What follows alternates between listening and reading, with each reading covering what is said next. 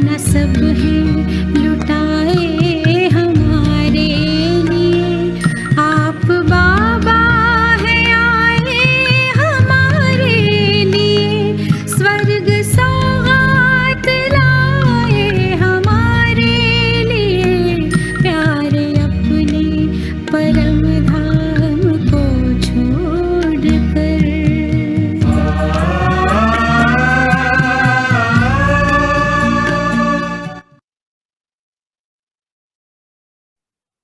प्रीति जाने, इसलिए तुम्हें सच्चे प्रेम बुद्धि व आस्तिक लगी। प्रश्न है, बाप के किस कर्तव्य से सिद्ध होता है कि वो भक्तों का रक्षक? उत्तर है, सब भक्तों को रावण की जेल से छुड़ाना, इन साल्वेंट से सॉल्वेंट बनाना, ये बाप का ही कर्तव्य है। जो पुराने भक्त हैं उन्हें ब्राह्मण बनाकर देवता बना देना, यही उनकी रक्षा है। भक्तों का रक्षक आया हुआ है, अपने सभी भक्तों को मुक्ति, जीवन मुक्ति देने के लिए आधा कल्प भक्ति करके बुलाया बाबा को। तो बाबा और बच्चों का ये मिलन है, जैसे भक्ति का फल है। बाबा के बच्चों को बाबा मुक्ति और जीवन मुक्ति दोनों भी प्राप्त करा देते हैं। गीत है, भोलेनाथ से निराला और कोई नहीं। ओम शांति। ये इसकी महिमा सुनी बच्चों ने। गाया जाता है, पूछे थे उच्च भगवान, और भगवान को ही बाप कहा जाता है। वही इस सारी रचना का रचयिता है, जैसे लौकिक बाप भी रचयिता है अपनी रचना का। पहले कन्या को अपनी स्त्री बनाते हैं, फिर उनसे रचना रचते हैं, 5-7 बच्चे पैदा करते हैं, उनको कहा जाता है रचना। बाप ठहरा रचयिता, वह हद के रचयिता ठहरे, ये भी बच्चे जानते हैं। रचना को रचयिता बाप से वर्षा मिलता है। मनुष्य को दो बाप है, एक लौकिक और दूसरा पारलौकिक। बच्चों को समझाया जाता है, ज्ञान और भक्ति अलग अलग है, फिर है वैराग। इस समय तुम बच्चे संगम पर बैठे हो और बाकी सब कलयुग में बैठे हैं। तो सब बच्चे जो कलयुग में है वो भी बच्चे ये शिव बाबा के, और बाबा के संगम पर तुम बच्चे बैठे देखो, है तो सब बच्चे, परंतु तुमने बेहद बाप को जाना है, जो सारी रचना का रचयिता है। लौकिक बाप होते हुए भी उस पारलौकिक बाप को याद करते हो। सतयुग में लौकिक बाप होते, पारलौकिक बाप को कोई याद नहीं करता, क्योंकि है ये सुखदान। सतयुग में शिव बाबा को किसी ने याद नहीं किया, क्योंकि बाबा के वहां सुख ही सुख था। तो दुख में होता है तो शिव बाबा याद आता है। उस पारलौकिक बाप को दुख में याद करते हैं। यहाँ पढ़ाया जाता है, मनुष्य को समझदार बनाया जाता है। भक्ति मार्ग में मनुष्य बाप को भी नहीं जानते, कहते भी हैं परमपिता परमात्मा, ये गॉडफादर, ये दुख करता सुख करता, फिर कह देते सर्वव्यापी, पत्थर में कंकड़ में कुत्ते बिल्ली सब हैं। परमात्मा बाप को गालियां देने लग पड़ते।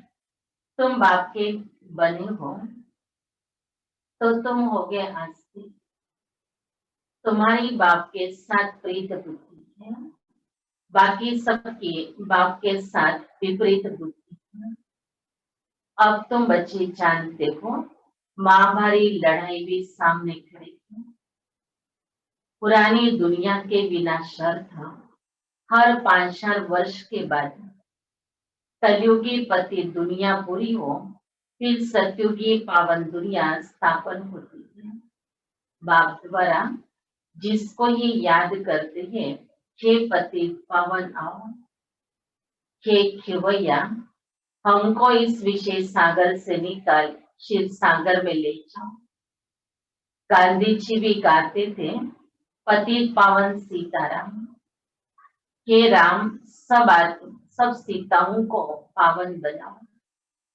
बाबा कह रही है उसको अलग अलग समय पर बच्चों ने पुकारा है। तो गांधी जी का टाइम भी बाबा याद करा रहे कि उस समय भी पति पावन सीताराम करके याद किया कि हे राम इन सीताओं को पावन बनाओ। तुम सब हो सीताएं भक्तिया, वही भगवान सब उनको पुकारते हैं। वह तुमको पति से पावन बना रहे, तुमको कहाँ भी धक्के नहीं खिलाते। ऐसे नहीं कहते तीर्थों पर जाओ, कुंभ के मेले पर जाओ। नहीं, ये नदियां कोई पतित पावनी नहीं है। पतित पावन एक ज्ञान का सागर बाप है। सागर व नदियों को कोई याद नहीं करते, पुकारते हैं बाप को, हे पतित पावन बाबा हमको पावन बनाओ। बाकी पानी की नदियां तो सारी दुनिया में है, वो थोड़ी पतित पावनी है। पतित पावन एक बाप को ही कहा जाता है। बाबा कहते पानी को तो पतित पावनी कहेंगे, लेकिन पावन तो आज तक कोई नहीं बना है। शरीर को स्वच्छ किया पानी ने, लेकिन आत्मा का मैल निकालने के लिए अब बाबा कहते बच्चे उसके लिए तो बाप को ही आना होता है। तो बाबा आकर बच्चों को स्मृति दिलाते हैं क्या पावन थे, और फिर से अब पावन बनाने के लिए बाप आया है, तो उसके श्रीमत पर चलो। वो जब आए तब आकर के पावन बनाए। भारत की महिमा बहुत भारी है। भारत सब धर्मों का तीर्थ स्थान है। शिव जयंती भी यहाँ गाई जाती है। सतयुग तो है पावन दुनिया, उसमें देवी देवता रहते हैं। देवताओं की महिमा गाई जाती है। सर्वगुण संपन्न 16 कला संपूर्ण, चंद्रवंशियों को 14 कला कहेंगे।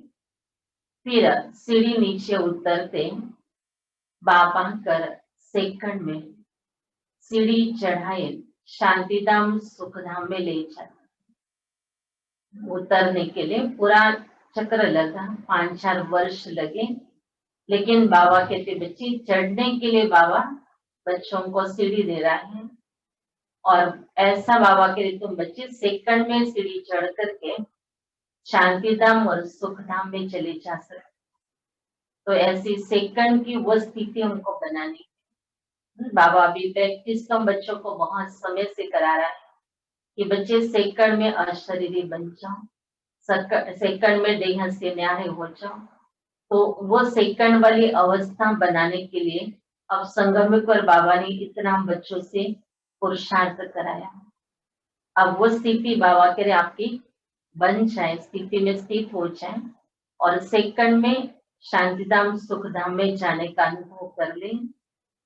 फिर 84 का चक्र लगाए, सीढ़ी उतर 84 जन्म कोई ने तो जरूर लिए होंगे। मुख्य है सर्वशास्त्रमयी शिरोमणि गीता। मनुष्य श्रीमद भगवत माना भगवान की गायकी।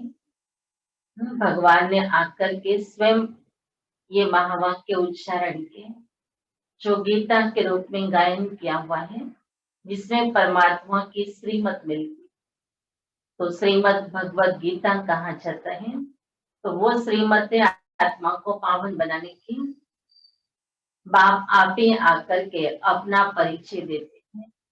अब देखो ये बच्चे और बच्चियां दोनों बाबा कहते हैं, गाया भी जाता है तो माता पिता बालक तेरे, तुम्हारे इस राजयोग सीखने से सुख घनेरे मिलते हैं।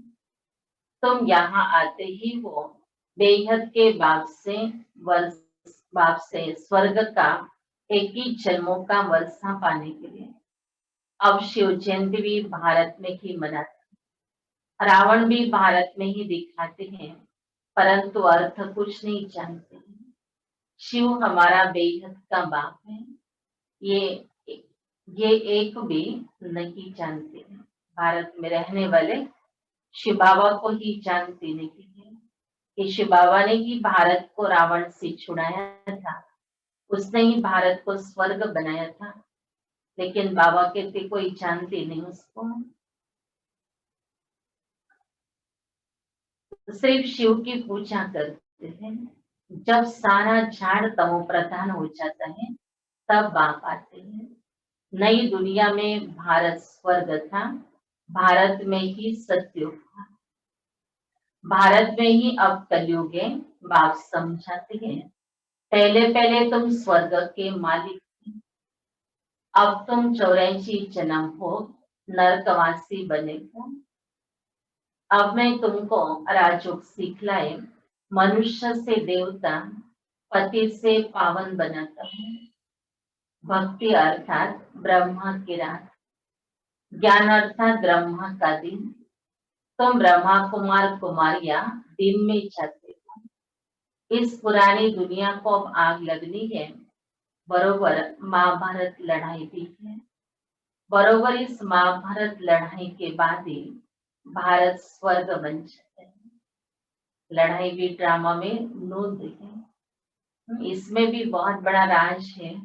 बाबा कहते लड़ाई तो लगेगी और स्वर्ग के द्वार खुलेंगे। तो अनेक धर्म है जिसका विनाश होना है। तो धर्म अनेक होने के कारण ही आपस में ऊंच नीच का भेद हो गया है, तो आपस में फिर लड़ाई झगड़ा भी हो जाता है। तो बाबा कहते बच्चे ये भारत स्वर्ग था और फिर स्वर्ग बन रहा है। तुम स्वर्ग के मालिक बनने के लायक बन जाएंगे तो फिर विनाश शुरू हो जाएगा। बच्चों के लिए ये समय रुका हुआ है। बाबा कह रहे बस आप बच्चों का इंतजार है समय को भी कि आप तैयार हो जाओ अपने देव स्वरूप को धारण करने के लिए। तो बाबा कह रहे बच्चे ये लड़ाई शुरू हो जाएगी। तो यह है शिव बाबा का ज्ञान यज्ञ। फिर शिव कहो व रुद्र कहो, कृष्ण ज्ञान यज्ञ कभी नहीं कहा जाता है। सत्युग त्रेता में यज्ञ होता नहीं है। यज्ञ तब रचा जाता है जब उपद्रव होता है, अनाज नहीं होगा व लड़ाई लगेगी तो यज्ञ रचेंगे शांति के लिए। तुम बच्चे जानते हो विनाश होने बिगर तो भारत स्वर्ग बन न सकता। भारत माता शिव शक्ति सेना गाएगी, वंदना पवित्र की जाती है। तुम माताओं को वंदे मातरम कहा जाता है क्योंकि तुमने श्रीमत पर भारत को स्वर्ग बनाया। अब बाप कहते हैं मौत तो सबके सिर पर खड़ा। अभी तो सिर दिखाई दे रही है कि मौत तो जैसे सबके सिर पर खड़ा है, कब किसी को ले जाएगा पता नहीं है। बाबा तो कह रहे जैसे अभी सब ट्रेन में बैठे हुए हो और जैसे हर एक अपने अपने समय पर अपने स्टेशन पर उतर जाता है, ट्रेन अपनी मंजिल पर जाती है, वैसे ये भी मंजिल पर पहुंचने वाले इस ट्रेन में बैठ करके माना बाबा के साथ साथ चलने वाले स्वर्ग का गेट खोलने के लिए बच्चों को अपना पुरुषार्थ करना है। तो जो साथ रहेंगे वो मंजिल तक ट्रेन में बैठे रहेंगे और जिनका साथ बाबा के साथ कभी होता है, कभी देहधारियों के साथ भी होता है, तो वो जो हिसाब किताब है वो उसको बीच के स्टेशन में उतार देता है। तो उसको उतर जाना मना अचानक मौत उसको स्वीकार करनी पड़ती है। तो बाबा कहते हैं इसलिए कोई भी आत्माओं के साथ अभी ऐसे हिसाब किताब नहीं बनाओ जो तुम बच्चों को फिर बीच में ही उसको पूरा करने के लिए उतरना पड़े। अब बैठ गए हैं संगम के गाड़ी में, तो ये गाड़ी तो अभी सतयुग में ही जाने वाली। हम बाबा के साथ साथ चल रहे हैं, तो बाबा को साथ अनुभव करना, यही संगम पर हम बच्चों को संसार में परिवर्तन करने के लिए बाबा को साथ देना और अपना भी परिवर्तन करना और ऐसा परिवर्तन करना जो बाबा कहते आप इस स्वरूप में दिखाई दे, जैसे कि होनहार देवता है। देवता बनने वाले बच्चे अब उस देवता इस स्वरूप को धारण करें, ऐसी बाबा बच्चों को समझाने दे रहे हैं। अब बाप कहते मौत तो सबके सिर पर खड़ा है, इसलिए अब ये एक जन्म पवित्र बनो और बाप को याद करो, तो तुम तमो प्रधान से सतो प्रधान बन जाएंगे। अभी तुम शूद्र से ब्राह्मण बने, फिर देवता बनेंगे, ये कोई नई बात नहीं है। कल्प कल्प हर 5-4 वर्ष के बाद ये चक्र फिरता रहता है। नरक से स्वर्ग बनता है। पति दुनिया में मनुष्य जो कुछ कर्म करते हैं वो विकर्म ही बनता है। बाबा कह रहे मनुष्य इस पति दुनिया में जो भी कर्म कर रहा है, क्योंकि आत्माएं अपतित हैं, पतित स्थिति में अपवित्रता को धारण करते हुए जो मनुष्य कर्म कर रहा है वो सारे कर्म विकर्मों के खाते में जाता है। और अपवित्रता आती है देह अभिमान से, खुद को देह समझना और फिर कर्म करना। तो देह समझने से बाबा कहते एक एक विकार उत्पन्न होता जाता है। तो उन विकारों के वश किया हुआ कर्म जो है वो सब हमारा पाप का खाता बनाता है, तो वो विकर्म कहलाता है। इसलिए बाबा कह रहे बच्चे इस पति दुनिया से तुम बच्चों को बाप ने निकाला और संगम पर लाया है। अब संगम पर बैठे ये स्मृति सदैव रखना है, तम बाबा के श्रीमत पर चल रहे हैं। ये हमारे लिए संगम का समय है, पावन बनने का समय है। और अब पावन स्मृति में रह करके बाबा ने हमारा अनादि और आदि स्वरूप संपूर्ण पवित्रता का याद दिलाया है। तो संगम पर रहते हुए उस आदि और अनादि स्वरूप को अभी हमको स्मृति में रखना है। तो ये संगम युग का वर्तमान समय जो है हमारा श्रेष्ठ कर्मों का खाता बनाने वाला बन जाएगा। नहीं तो फिर पुरानी दुनिया की स्मृतियों में रहेंगे तो वापस विकर्मों का खाता भी बनना शुरू हो जाएगा। बाप कहते हैं 5-4 वर्ष पहले भी तुमको कर्म अकर्म और विकर्मों की गति समझाई थी, अब फिर से तुमको समझाता हूँ। मैं परमपिता परमात्मा निराकार तुम्हारा बाप हूँ।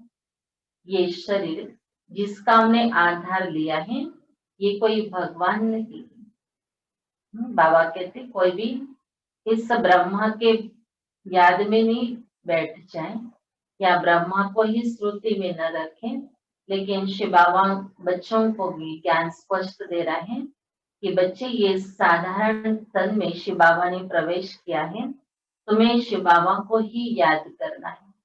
और शिव बाबा है निराकार बाप, तो उस निराकार बाप ने ये शरीर आधार लिया बच्चों से मिलने के लिए या बच्चों को ज्ञान अर्जन करवाने के लिए, राजयोग की शिक्षाएं देने के लिए। तो बाबा उसका आधार लेकर हम बच्चों को वो शिक्षाएं देता है। इसलिए बाबा कहते बच्चे जिसका आधार लिया है उस ब्रह्मा को भगवान नहीं कहेंगे, मनुष्य को देवता भी नहीं कहा जाता है, तो मनुष्य को भगवान कैसे कह सकते हैं। बाप समझाते हैं तुम 84 जन्म लेते लेते नीचे सीढ़ी उतरते आए हो, ऊपर कोई जा नहीं सकता है। सभी पतित बनने का ही रास्ता बताते हैं। मनुष्यों को पतित बनने का ही रास्ता बताते हैं, किसको भी पावन बनाने का रास्ता पता ही नहीं है, खुद भी पतित बनते जाते हैं। तब आप कहते उनका भी उद्धार करने के लिए मुझे आना पड़ता है। यही रावण राज्य, तुम अभी रावण राज्य से निकल आए हो। धीरे धीरे सबको पता पड़ेगा ब्राह्मण बनने बिगर शिव बाबा से वर्षा ले नहीं सकते हैं। बाप है ही दो, एक निराकारी बाप और एक साकारी बाप। वर्षा मिलता है एक साकारी बाप से साकारी बच्चों को, और फिर निराकारी बेहद के बाप से वर्षा मिलता है निराकारी आत्माओं को। शिव बाबा आत्माओं को वर्षा देता है। लौकिक भाव शरीर को धारण करने के बाद इस जीवन के लिए वो वर्षा देता है। तो बाबा कहते बच्चे अभी उस साकारी बाप को भी होते हुए भी सबने निराकारी बाप को याद किया। निराकार बाप ने हमें वो वर्षा दिया था जो दुनिया में कोई दे नहीं सकता है। तो वो वर्षा लेने के लिए भी बाबा ने हम बच्चों को अपना बनाया। अब तुम बच्चे जानते हो मीठे मीठे शिव बाबा से हम एक ही जन्म सुखधाम का वर्षा लेने के लिए आए थे।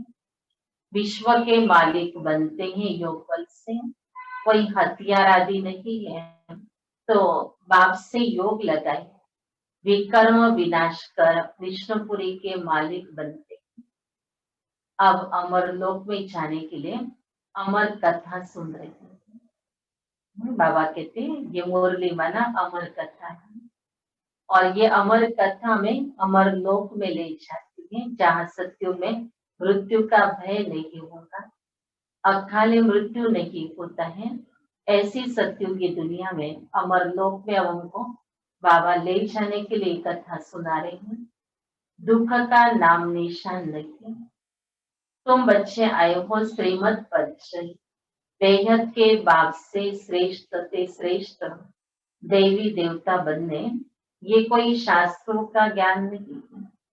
दिखाते हैं विष्णु की नाभि से ब्रह्मा निकला, उनके हाथ में फिर शास्त्र देते हैं।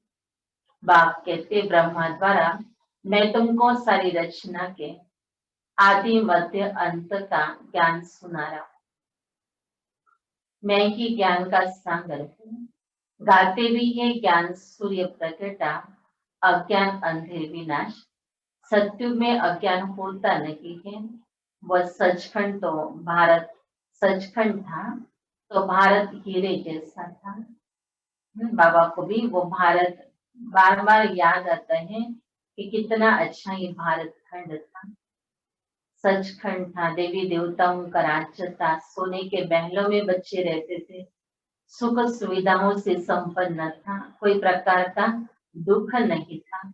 तो बाबा कहते ऐसी सुंदर भारत की रचना वापस सब बच्चों के द्वारा बाबा को करानी है। तो हम बच्चों को बाबा एडॉप्ट करके अपना बना करके हमें ये सब बातों की समझानी दे रहा है कि कैसे अभी तुम्हारे द्वारा भारत फिर से हीरे जवाहरों के महल वाला बन जाएगा, फिर से ये सुख शांति से संपन्न बन जाएगा। तो अभी तो मनुष्यों को खाने के लिए भी नहीं है। अभी की हालत क्या हो गई है, इन साल्वेंट विश्व को फिर साल्वेंट कौन बनाए, ये बाप का ही काम है। बाप को ही तरस पड़ता है। कहते हैं तुमको राजयोग सिखाने आया हूँ, नर को नारायण नारी को लक्ष्मी बनाता हूँ। भक्तों का रक्षक है ही बाप, तुमको रावण के जेल से छुड़ाए सुखधाम में ले जाता हूँ। सारी दुनिया में जो ब्राह्मण बनेंगे वही देवता बनेंगे। ब्रह्मा का नाम भी है बाला, प्रजापिता ब्रह्मा। तुम ब्राह्मण हो सबसे उत्तम, तुम भारत की सच्ची रूहानी सेवा कर रहे हो। बाप की याद से ही विकर्म विनाश होंगे और कोई रास्ता नहीं है। बाबा कहते जो भी विकर्मों का खाता बना हुआ है, चाहे जाने अनजाने में बन गया है, लेकिन बाबा कहते उसके लिए उपाय एक ही है, शिव बाबा को याद करो। जैसे जैसे याद की अग्नि प्रज्वलित होती जाएंगे, विकर्म विनाश होते जाएंगे, तो हमारा हिसाब किताब खत्म हो जाएगा। इससे बाबा कहते बच्चे याद से ही विकर्म विनाश हो सकते हैं और कोई रास्ता नहीं है पति से पावन बनने का। याद से ही खाद फसव होंगी। सोना लोग जानते हैं, सच्चा सोना झूठा सोना कैसे बनता है। सोनार में बैठा है, बाबा देखो आपको देख के याद कर रहा है कि ये बच्चे जानते हैं। तो बाबा एक एक एग्जाम्पल देता है बच्चों को, ताकि बच्चों के बुद्धि में ये ज्ञान बैठ जाए कि कैसे याद से हमारे बुद्धि में जो पड़ी हुई विकर्मों की कर्मों के संस्कार बन गए, वो कैसे भस्म होंगे। तो बाबा कहते बच्चे सोनार जानता है कि सोने में से खाद कैसे निकाली जाए, उसमें चांदी तांबा लोहा डालते। तुम भी पहले सतो प्रधान थे, फिर तुम्हारे में खाद पड़ती है, तमो प्रधान बन पड़े हो, अभी फिर सतो प्रधान बनना पड़े, तब सत्युग में जा सकेंगे। बाप कहते हैं कोई भी देहधारी को याद नहीं कर, परहेज से ये कि बच्चे कोई भी देहधारी को याद नहीं करो, देहधारी दुखदाई है। देहधारी तो सब कभी भी धोखा दे सकते हैं, कोई अमर का वरदान तो लेकर के नहीं आया है। अगर कोई देहधारी की याद में हम जी रहे हैं, उनके आधार बनाकर जी रहे हैं, लेकिन बाबा कहते ये तो सब टेम्पररी है। एक अविनाशी बाप है जिसको अपना बना लो, उसको अपना आधार बना लो, तो उसके आधार से साकार रूप में कई आधार मिल जाएंगे, कई मददगार मिल जाएंगे।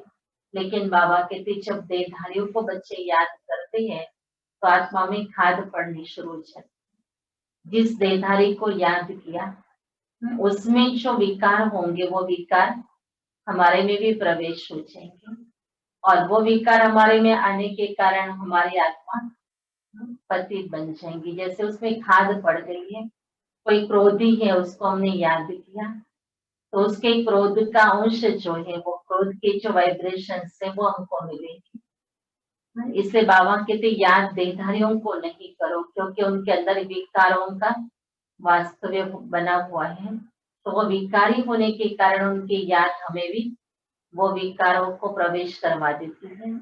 इसलिए बाबा कहते एक निर्विकारी बाप, निरांकार बाप जिसको तुम याद करोगे, उसी की याद से तुम आत्मा अपने आप को वैसे निर्विकारी बना सकते हो। कोई भी देहधारी की याद हमें विकारों से मुक्त नहीं कर सकती है। गृहस्थ व्यवहार में रहते एक बाप के सिवाय और कोई को याद नहीं करो, तो तुम स्वर्गपुरी के मालिक बन जाओगे। स्वर्ग अथवा विष्णुपुरी थी, जब अब रावणपुरी है, फिर विष्णुपुरी बनेंगी जरूर, ये भी गारंटी है।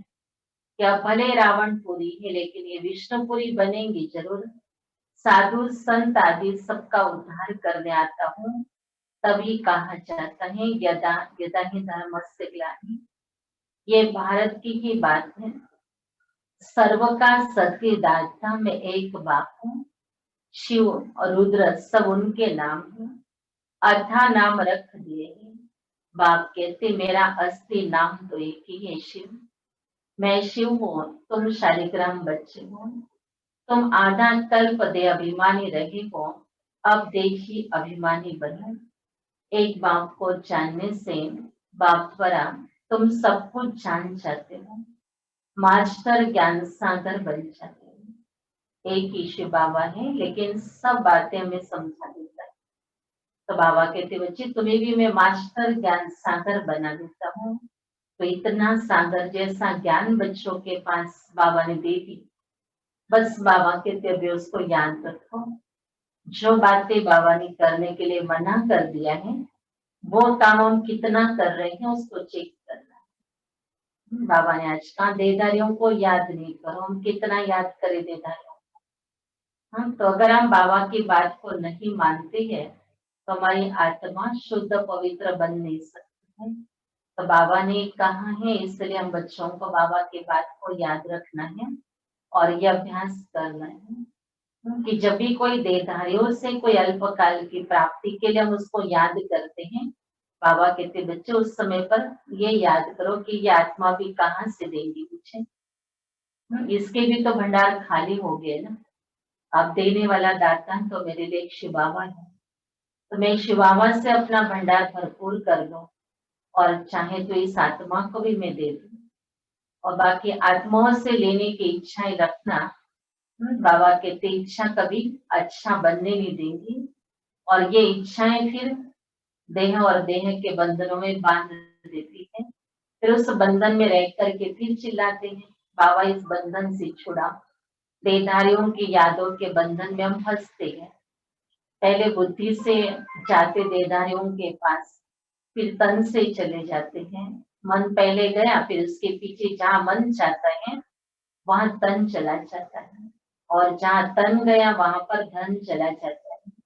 तो जब तन भी गया, मन भी गया, धन भी गया, तो रहा क्या अभी? सब कुछ चला गया। अब सब चला जाने के बाद फिर हम बाबा को याद करें, तो कहाँ से बाबा याद आ जाएगा? इसलिए बाबा कहते बच्चे मन को ठिकाना दे दो। मन को बाबा ने बहुत अच्छा स्थान दे दिया है कि बच्चे शांति धाम में चले जाओ, सुख धाम में चले जाओ। हाँ, संगम युग पर आओ तो मधुबन में चले जाओ। तो ये बहुत अच्छे स्थान बाबा ने दे दिए, जिस स्थान पर हम बच्चे सदैव बाबा की याद में बैठ करके सैर कर सकते हैं। बाकी बाबा कहते बाकी सब देहधारियों की दुनिया को अब बुद्धि में से भूल जाओ। तो ये अभ्यास करेंगे तो ही हम बाबा से वो अनुभव कर सकेंगे जो आत्मा करना चाहती है। आत्मा शांति का अनुभव करना चाहती है, प्रेम का अनुभव करना चाहती है, सुख का अनुभव करना चाहती है। क्योंकि सतयुग में ये सब प्रारब्ध में उसने पाया था और आज गंवा दिया, तो फिर से पाने की तमन्ना है। तो वो बाबा दिला रहा है, तो बाबा उसकी विधि बता रहा है कैसे मिल सकता है। तो ये बाबा ने हम बच्चों को आज परहेज भी बता दी है कि मेरे से वर्षा लेना है, तुमको और किसी को याद नहीं करना है। अच्छा, मीठे मीठे सिखिलते बच्चों प्रति माता पिता बाप दादा का याद प्यार और गुड मॉर्निंग। रूहानी बाप के रूहानी बच्चों को नमस्ते। रूहानी बच्चों के रूहानी बाप दादा को याद प्यार, गुड मॉर्निंग और नमस्ते। तो हम बच्चे भी बाबा को उतना ही प्यार से रिटर्न करें। जो प्यार हम बाबा को देंगे, बाबा उसका पदम गुणा करके हमको रिटर्न करे। तो हम उसको याद भी करें और प्यार भी करें, क्योंकि इतना सब कुछ देने वाला दाता, जो सुखों का भंडार भर करके हम बच्चों के लिए लेकर के आया, अब वो प्राप्त करने के बजाय अगर हम देहधारियों के पीछे लटके रहेंगे, बाबा कहते कहीं बच्चों की बुद्धि लटकती अटकती भटकती है, तो ये सब खत्म हो जाएगा, तो ही हम बाबा के पास वो आनंद प्रेम की अनुभूति कर सकते हैं। अनेक जन्मों की ये आदतें अब बाबा कहते खत्म करो। इसलिए बाबा ने बच्चों को कंट्रोल करने के लिए बाबा ने बच्चों को एक विधि बताई है कि बच्चे जो भी कर्म करना हो पहले बाप दादा से पूछ लो। अब कैसे पूछना? शिव बाबा तो निराकार है। तो बाबा कहते बच्चे मुरली में मैं सारी श्रीमत दे देता हूँ, मुरली आप सुन लो, आपको अपने प्रश्न का उत्तर भेजेगा। ये उत्तर ही है मुरली, माना हमारे प्रश्नों का उत्तर है। और बाबा कहते हैं कि बच्चे जो जितना ध्यान से पढ़ेगा सुनेगा, उसको उसका उत्तर मिल जाएगा। अगर सुनने के टाइम पर अगर हम अपना जवाब ढूंढेंगे नहीं तो मिलेगा कहाँ से? हमको भी उस समय पर बुद्धि में होना चाहिए कि मुझे मेरे प्रश्न का जवाब ढूंढना है बाबा के मुरली में, तो उतनी लगन से मुझे मुरली पढ़नी है, सुननी है, ताकि वो बात मेरे बुद्धि में आ जाए। क्योंकि बुद्धि कंट्रोल करती है अपने मन बुद्धि को। जब बुद्धि से हम अपने आप को मालिक बन करके चलाते हैं, तब वो आत्मा पूरी मुरली सुन सकती है। अगर कंट्रोलिंग पावर आत्मा में नहीं है, मन बुद्धि कहीं भटक रही है, तो मुरली सुनते हुए भी हम कहीं कहीं चले जाएंगे। लेकिन बाबा हम बच्चों को ये कह रहा है कि बच्चे, मुरली तुम्हारे लिए जीवन के लिए संजीवनी बूटी है। मुरली ही तुम बच्चों के लिए दवाई है। और अगर हमें पता नहीं है कि उनको हमारे प्रति ये आश है और वो आश हम उनकी पूरी नहीं कर सकते हैं, तो फिर वो हमारे से दुश्मनी कर देते। तो ऐसे ही आत्माओं के साथ एक दूसरे से हिसाब किताब बनता जाता है। एक दूसरे के हिसाब किताब चुकता करने में फिर कई प्रकार के और भी कर्म बन जाते हैं। लेकिन बाबा इसको बनाना स्टॉप करवा रहा है कि बच्चे अभी भी कर्म नहीं बनाओ, अब सत्कर्मों की पूंजी जमा करो और वही संगम युग पर जमा करना। तो संगम युग पर बाबा का कहना मानना है जैसे श्रीमत है बाबा के बच्चों को कि बच्चे हर कर्म करते हुए तो बच्चों को अपने को आत्मा समझना है। ये भी एक श्रीमत है, ये एक डायरेक्शन है बाबा का कि आप कैसे कर्म कर रहे हो। शिव बाबा की याद में कर रहे हो, अपने को आत्मा समझकर अपने आत्मा रूपी भाइयों के लिए कर रहे हो, तो वो प्यार अंदर में रूहानी इमर्ज हो जाएगा। और ये रूहानी प्यार बाबा के तबच्चे आत्मा को महान बना सकता है। तो ये अभ्यास हमें रोज करना है। ये अभ्यास करने का अभी बहुत सुंदर समय हमको मिला हुआ है। छोटे छोटे कर्म करते हुए भी ये श्रीमत को हम याद करते हैं कि मैं आत्मा साक्षी होकर के देख रही हूँ कि मैं अपने कर्मेंद्रों से ये कर्म करा रही हूँ। तो आत्मा और कर्मेंद्रिया दोनों अलग अलग हैं। अगर वो अभ्यास अगर अच्छी तरह से होगा तो आत्मा उस कर्म करते हुए भी अपनी कमाई कर लेंगी बाबा की याद की, और कर्म का भी फल उसको मिल जाएगा। तो ऐसी प्रैक्टिस बाबा कहते आपको करनी है, एक एक श्रीमत बाबा की याद करने के और उसको अमल में लाना है। तो आज मुरली से धारणा का सार, पहला श्रीमत पर चलकर श्रेष्ठ ते श्रेष्ठ देवता बनना है। सारे विश्व की सच्ची सच्ची रूहानी सेवा करने की, आदि सनातन देवी देवता धर्म की स्थापना में बाप का पूरा पूरा मददगार बनना। बाबा बच्चों को चांस दे रहा है, ये बहुत बड़ा चांस है कि बाबा आदि सनातन देवी देवता धर्म की स्थापना कर रहा है, और उसमें बाबा कहते बच्चे आप बाबा के पूरे पूरे मददगार बन जाओ। दूसरा है आत्मा को सच्चा सोना बनाने के लिए एक बाप के सिवाय किसी भी देवधारी को याद नहीं करना। पारलौकिक बाप से सच्ची सच्ची प्रीत रख। वरदान है अंतर्मुखी बन अपने समय और संकल्पों की बचत करने वाले विघ्न जीत हो। क्या अभ्यास करना है? बनना है अंतर्मुखी। बाबा कह रहे अंतर्मुखी बनकर अपने समय और संकल्पों की बचत करो। कोई भी नई पावरफुल इन्वेंशन करते हैं तो अंडरग्राउंड करते हैं। आप भी जितना अंतर्मुखी अर्थात अंडरग्राउंड रहेंगे उतना वायुमंडल से बचाव हो जाएगा, मनन शक्ति बढ़ेगी और माया के विघ्नों से भी सेफ हो जाएगी। बाहर मुक्ता में आते हुए अंतर्मुख, हर्षित मुख, आकर्षण मूर्त रहो। कर्म करते हुए ये प्रैक्टिस करो तो समय की बचत होगी और सफलता में अधिक अनुभव करेंगे। कैसे बचत की स्कीम बाबा ने हम बच्चों के लिए खोल दी है। बस बाबा कहते संकल्पों की बचत, कोई कार्य हम कर रहे हैं उसके पीछे 10 संकल्प चलाने की जरूरत नहीं है। बाबा कहते एक श्रेष्ठ संकल्प कर लो और अपना कर्म कर लो। लेकिन बहुत सोचते करना नहीं करना, आज करना कल करना, फिर ऐसा होगा वैसा होगा, कई प्रकार के सोच उसके पीछे चलते हैं। तो बाबा कहते ऐसे संकल्पों की बचत आपकी तब होगी जब आप अंतर्मुखी बन जाओ। अंतर्मुखी बना हमारी आत्मिक स्थिति बहुत पावरफुल हो। हम अपने आप को देखें और अपने आप को देखते हुए हम अपने कार्य को संपन्न करने के लिए वो श्रेष्ठ संकल्पों की रचना रखें। बाबा कहते अंडरग्राउंड हो जाओ, माना गुप्त हो जाओ, और ऐसे गुप्त हो जाओ जैसे कि किसी को पता ही नहीं चले हम यहाँ हैं।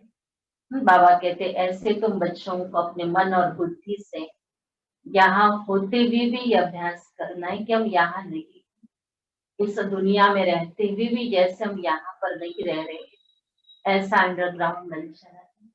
तो ऐसी प्रैक्टिस बाबा कहते करो। हम देख रहे हैं, सुन रहे हैं, सब कुछ हो रहा है, लेकिन उसका इफेक्ट जो हमारे ऊपर न पड़े वही हमारे अंडरग्राउंड स्थिति। क्योंकि हम तो अंदर में है ना, तो हमें बाहर का कुछ भी पता ही नहीं चल रहा है। हो रहा है जरूर बाहर कुछ, लेकिन हम अंदर बैठे हुए हैं। तो बाबा कहते बच्चे ऐसी वो स्थिति श्रेष्ठ आत्मा की, बाबा ने कई आत्मा के कई स्वमान हम बच्चों को याद दिलाए हैं। तो आत्मा अपने उस स्वमानों में स्थित होकर के अंडरग्राउंड बन सकती, और बस बाबा के दिए अभ्यास करके देखो कितनी अच्छी मूर्त आपके बन जाएगी, रूहानी आकर्षण वाली मूर्त बन जाएंगी, हर्षित मुख दिखाई देंगे सदैव, और बाबा कहते अंतर्मुखी सदा सुखी। जो सुख पाना है वो अंतर्मुखी बनने से जो मिलेगा, वो बाहर मुखी बनने से उसके विरुद्ध है कि बाहर मुखी बने मना दुख पाया, और अंतर्मुखी बने तो सुख पाया है। तो अंतर्मुखी बन करके चलना है। तो अंतर्मुखी होगा तो बाबा कहते उसके व्यक्त में बोल जो होते वो बहुत कम होते हैं, थोड़े होते हैं, और बहुत धीरे बोलने वाले होते हैं, क्योंकि उनको आवश्यकता इतना ही आवाज में आना है, और कार्य अर्थ ही शब्द बोलने है, और कार्य पूरा हो जाए उसके लिए जो समय देना था वो समय भी उनका थोड़ा सा होता है, थोड़े समय में अपना कार्य समेट लेते हैं। तो ये बाह्य मुक्ता बाबा कहते अब तुम्हारी समाप्त हो जाए और अंतर मुक्ता के गुफा में चले जाओ। स्लोगन है बीमारी से घबराओ नहीं, उसे दवाई रूपी फ्रूट खिलाकर विदाई देखो। सीजन चल रही ना बीमारी की, तो बाबा कहते भी दवाई रूपी फ्रूट खिलाकर उसको विदाई कर दो। फिर मातेश्वरी जी के अनमोल महावाक्य, मनुष्य साक्षात्कार में कैसे जाते हैं। ये जो साक्षात्कार में जाना होता है तो इसकी फिलॉसफी भी बहुत महीन है। ये अंतवाहक शरीर से जाकर घूम जाते हैं। जैसे कोई बाहर घूमने जाता है ना, तो ऐसे नहीं घूमने गया तो मरा, वो घूम कर फिर वापस लौट कर आएगा। तो ये भी आत्मा इस बॉडी से निकल अंतवाहक शरीर से सैर करने जाती है। थोड़े समय के लिए इनकी आत्मा उड़ता पंछी, ये भी परमात्मा का काम है जो उनकी रस्सी को खींच दिव्य दृष्टि से उनको साक्षात्कार कराता है। जैसे रात को जब हम सब शरीर से न्यारी आत्मा हो सुख पद अथवा स्वप्न की अवस्था में चले जाते हैं, तो उस समय शरीर शांत है, तो देह और देह के धर्म भूल जाते हैं। परंतु ऐसे नहीं कि कोई शरीर मर गया, फिर जब जागृत में आता है तो उस रात के सपने की अवस्था का वर्णन करके सुनाते हैं। वैसे परमात्मा के साथ योग लगाने से परमात्मा अथवा दिव्य दृष्टि से आत्मा को सैर कराते हैं। फिर जब ध्यान से उठते हैं तो वो देखा हुआ साक्षात्कार फिर वर्णन करके सुनाते हैं कि हम ये देखकर आए हैं। तो वह स्वप्न रजोगुण तमोगुण भी होता है। ये ध्यान फिर सत्वगुण अवस्था है। जो ध्यान में कोई शरीर मरता नहीं है, मगर शरीर की भासना गुम हो जाती है। जैसे क्लोरोफॉर्म देने से शरीर की सुध भूल जाती है ना। देखो डॉक्टर जब कोई अंग को डेड करते हैं तो इंजेक्शन लगाकर डेड कर देते हैं, परंतु इंद्रियां तो चलती है। तो ध्यान भी इस तरह से है कि आत्मा कोई उड़कर सैर कर आती है, परंतु शरीर मर नहीं जाता है। अब ये रस्सी खींचने की स्मृति भी परमात्मा में है, न कि मनुष्य आत्मा में है। बाबा कहते ये भी चाबी जो है वो सिर्फ शिव बाबा के पास से, परमात्मा के पास किसी की भी बुद्धि की रस्सी खींचने की ताकत है, उसके पास अधिकार है। अच्छा ओम शांति। अभी मम्मा देवी नजदीक आ रहा है, तो मम्मा के जैसा बनने का श्रेष्ठ संकल्प करना है। मम्मा ज्ञान के गहराई में चली जाती थी और कितनी स्पष्ट ज्ञान देती थी। बाबा कहते ऐसे अपने आप को भी देखो कि अब ज्ञान की गहराई में जाते हैं, ज्ञान की स्पष्टता को हम समझ सकते हैं। अगर समझ जाए तो सब प्रश्नों से परे प्रसन्न सीट बन जाए। तो ये समय पर बाबा हमें वो बातों की स्मृति दिला रहे हैं जिससे हम वापस पहले जैसे पावन थे, शुद्ध थे, पवित्र थे, वैसे बन जाएंगे। तो आज बाबा ने हमें याद करा दिया, अपने तीनों पिताओं की याद करा दी। और तीनों पिताओं का करते हुए भी पता है। और अभी पारलौकिक बाप हम सब बच्चों की सेवा में आजीत हैं। तो कैसे पारलौकिक हम बच्चों की सेवा कर रहे हैं। तो उसने जो माध्यम ले लिया वो हमारा अलौकिक पिता बन गया, और उसको माध्यम बनाकर बाबा भी हम बच्चों को पावन बनाने के लिए, पुरुषार्थ करने के लिए जो मार्गदर्शन चाहिए, जो ज्ञान चाहिए, वो सब बाबा दे रहे हैं। तो ऐसे ज्ञान सागर बाप से हम बच्चे ज्ञान लेकर के अपने आप को ऐसा भरपूर कर दे दें। शिव बाबा दे रहे हैं, इस समय पर लेने वाला लेता जाए। अगर एक मुरली भी मिस हो गई तो बहुत सारा ज्ञान मिस हो गया। इसलिए एक एक मुरली का महत्व भी हमारी बुद्धि में बैठा हुआ हो कि बाबा की मुरली माना हमारे लिए ताकत है। जैसे रोज शरीर को भोजन देते हैं, अब उसमें भी तो वही वही भोजन होता है, वही दाल, वही चावल, वही रोटी होती है, लेकिन रोज खाते हैं। रोज इसलिए खाते क्योंकि ताकत चाहिए। तो ऐसे रोज बाबा की मुरली के अंदर भले वही पॉइंट्स आते भी हो, लेकिन वो पॉइंट्स ही तो हमें सुख देने वाले हैं, वही पॉइंट्स हमको शक्ति देने वाले, वही पॉइंट्स हमको वापस शिव बाबा से जुड़ाने वाले हैं। इसलिए कई ये सोचते हैं कि मुरली तो एक बार पढ़ ली, सुन ली, तो बस वही है मुरली, कोई भी दिन की पढ़ो एक जैसी मुरली। लेकिन मुरली में जो बाबा की लहरें चलती है, उन लहरों में लहरने का अभ्यास जो है हम मुरली सुनते सुनते कर सकते हैं। तो बाबा ने तो कहा है बच्चों को कि बच्चे बाबा के सामने नए पुराने सब बच्चे होते हैं, तो उन सब बच्चों को समझ में आवे ऐसे बाबा को मुरली चलानी होती है। अब कोई नया आया तो उसको भी नई रीति से भी समझाना पड़ता है ताकि वो समझ जाए, तो फिर आगे के बाद भी समझ सकते। और पुरानों को रिपीट हो जाता, रिवाइज हो जाता है।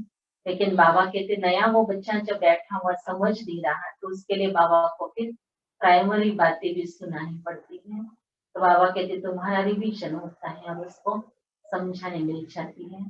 तो बाबा सिर्फ हमें बच्चों को देखता नहीं, लेकिन हमारे साथ साथ विश्व की अनेक आत्मा इस मुरली को पढ़ती है, धारण करती है, तो सभी को उसमें ज्ञान मिल जाए, ऐसी ये बाबा की मुरली होती है।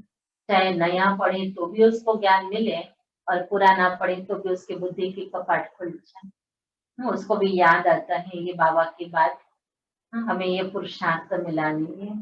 सुना था, समझा था और फिर भूल भी गए थे, तो वापस मुरली सुनते हैं तो वो याद आ जाता है। तो बाबा की ये मुरली हमें दुखों से मुक्त करने वाली है।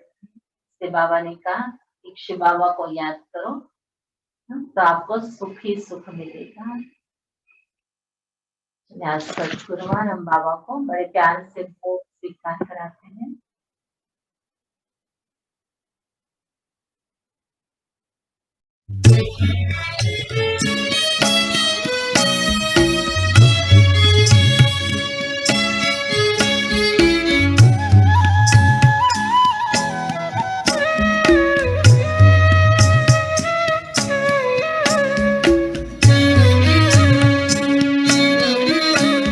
चलो हम चलें पांच तत्वों के पार, जहाँ रहते हैं शिव बाबा हमारे, मिले हम गुणों के भंडारी से जाके, लूटे उन्हीं से अनोखे नजारे। चलो हम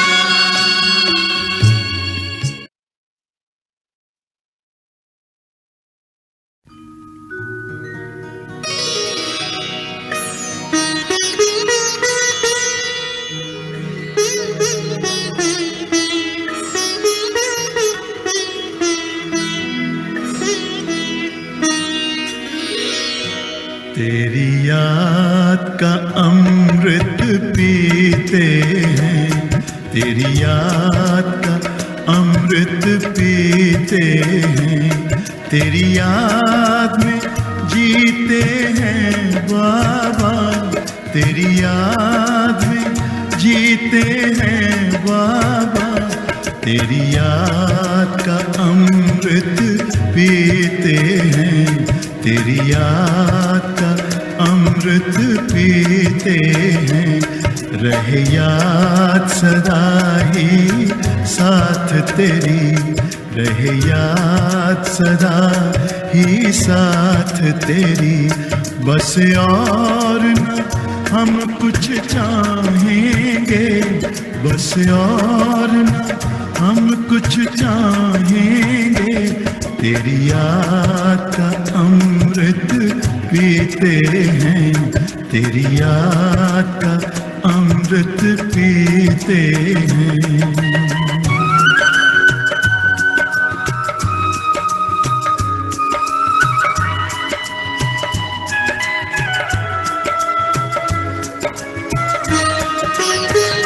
जो पल बीते तेरी यादों में, जो पल बीते तेरी यादों में, वो पल अविनाशी होते हैं, वो पल अविनाशी होते हैं।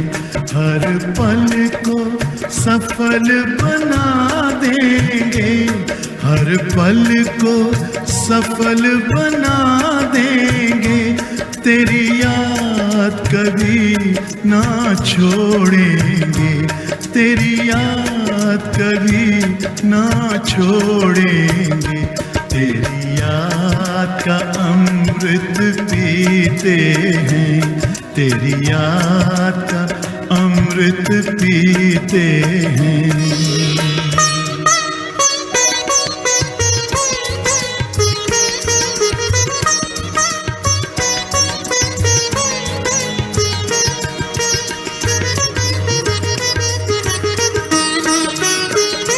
यूं ही आप रहो संग संग बाबा, यूं ही आप रहो संग संग बाबा, इस दुनिया के सुख पाने क्या, इस दुनिया के सुख पाने क्या, लहराते रहे तेरी यादों में, लहराते रहे तेरी यादों में, उन यादों में खो जाएंगे, उन यादों में खो जाएंगे, तेरी याद का अमृत पीते हैं, तेरी याद का अमृत पीते हैं, तेरी याद में जीते हैं बाबा,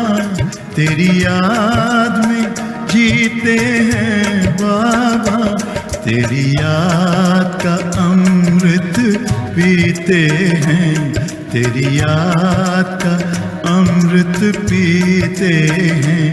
रहे याद सदा ही साथ तेरी, रहे याद सदा ही साथ तेरी, बस और न हम कुछ चाहेंगे, बस और न हम कुछ चाहेंगे, तेरी याद का अमृत पीते हैं, तेरी याद का अमृत पीते हैं, तेरी याद का अमृत पीते हैं, तेरी याद का अमृत पीते